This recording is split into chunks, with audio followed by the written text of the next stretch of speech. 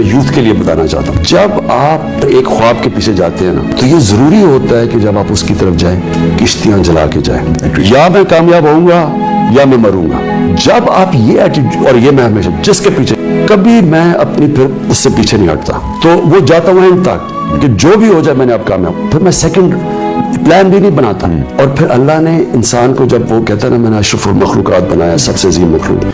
اللہ نے ہمارے میں سب میں پاور دی ہے۔ ہوتا کیا ہے کہ ہم جب جاتے ہیں تو ہم کہیں نہ کہیں ہار مان جاتے ہیں، ڈر بھی جاتے ہیں، جب گرتے ہیں، جب آپ نیچے آتے ہیں تو آپ کو لوگ کہتے ہیں جی کیا کر رہے ہو، یہ تمہیں کیا ضرورت ہے ہاسپٹل بنانے کی، اتنے بڑے کرکٹ سے شروع کیا ضرورت تھی پالیٹکس میں آنے کی، یہ کہتے ہیں لوگ جب آپ گرتے ہیں۔ اس وقت جو کھڑا ہو جاتا ہے نا، جو فیصلہ کرتا ہے کہ یا یہ کروں گا یا میں مروں گا،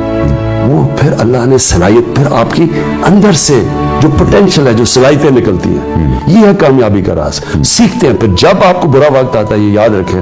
وہ اللہ آپ کو ایک کہتا ہے کہ کیا غلطی کر رہے ہیں، سول سرچنگ کرو، جائزہ لو، سیلف انالیسس کرو، کدھر غلط، اور جب آپ ان کو غلطیوں کو دور کرتے ہیں آپ اور اوپر چلے جاتے ہیں۔ پھر تو یہ ہے میری آخری مشن، سب پہ اللہ نے مجھے کامیابی، وہ یہ ہے کہ پاکستان کو ایک عظیم قوم بنانا ہے۔ عظیم قوم کیا ہے؟ ایشین ٹائیگر نہیں ہے، پاکستان کو مدینہ کی ریاست کے اصولوں پہ کھڑا کرنا ہے، ایک انسانیت کا نظام، ایک فلاحی ریاست جدھر انسان کی قدر ہے، جدھر انصاف ہے، جدھر طاقتور اور کمزور قانون کے سامنے ایک برابر ہے۔